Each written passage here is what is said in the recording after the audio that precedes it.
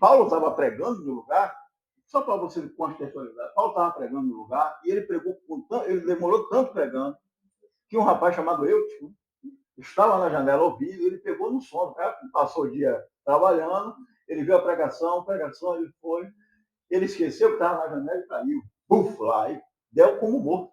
Paulo desceu, opa, o cara estava pregando sem língua estranha.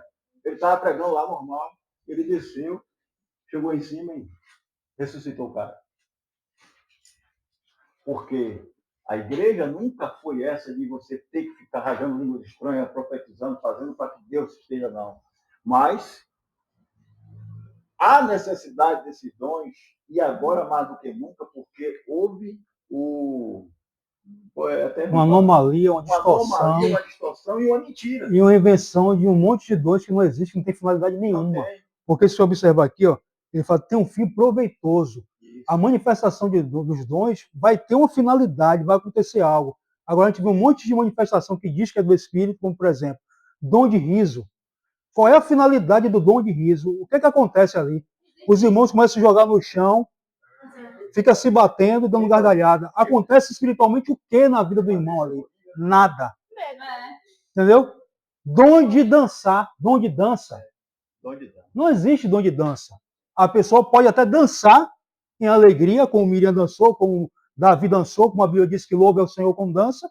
Louvar o Senhor com dança não tem problema nenhum. Agora, você dizer que está sendo usado pelo Espírito para dançar, não existe. Não tem finalidade nenhuma. Então, criar um monte de dons que, na verdade, não tem fundamento, não acontece nada de mudança, como o texto diz, que os dons visam proveito, visam uma finalidade, vai acontecer algo útil de crescimento, de maturidade, de desenvolvimento. Então, se o dom que está dizendo que é de Deus se manifesta e nada acontece na vida do irmão, não é dom de Deus. Porque se nós vamos ver no capítulo 12 ao 14, quando Paulo fala de dons, todos que se manifestam, vai acontecer algo proveitoso. Mudança, transformação, maturidade, crescimento. E esses dons que têm se manifestado aí, na verdade, são a distorção dos dons de Deus.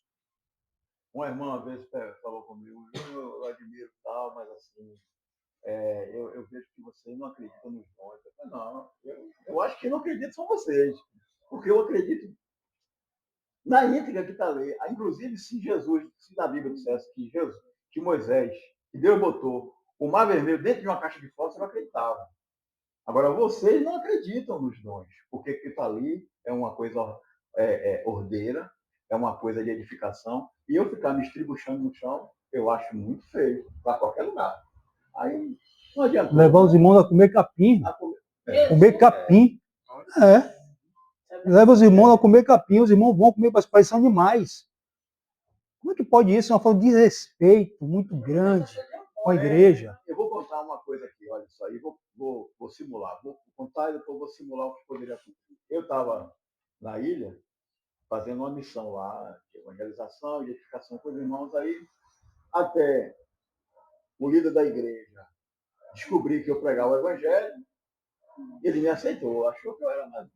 Eu e o William e tal.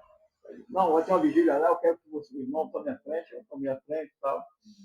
E tinha os irmãos lá, os irmãos pescadores, irmãos muito humildes, irmãos que não tinham instrução, mas estavam dentro de uma igreja pentecostal. E aí, eu olhei para uma dessas irmãs bem sofrida, uma pessoa muito boa, que nos recebia muito bem. E eu falei assim, eu queria orar pela irmã. Somente isso que eu fiz. Quando ela chegou perto assim, eu estava em lugar alto, eu estava no púlpito, porque lá tinha púlpito. Aí, eu botei a mão na cabeça dela e fui orar. Do jeito que eu estou aqui, ó. Estou sentindo lá na mão. Botei. A irmã começou e pufo no chão. Aí eu vi que era o quê? Qual é o problema? Ela passava um sofrimento muito grande, essa irmã morreu de câncer no útero, depois de muitos anos.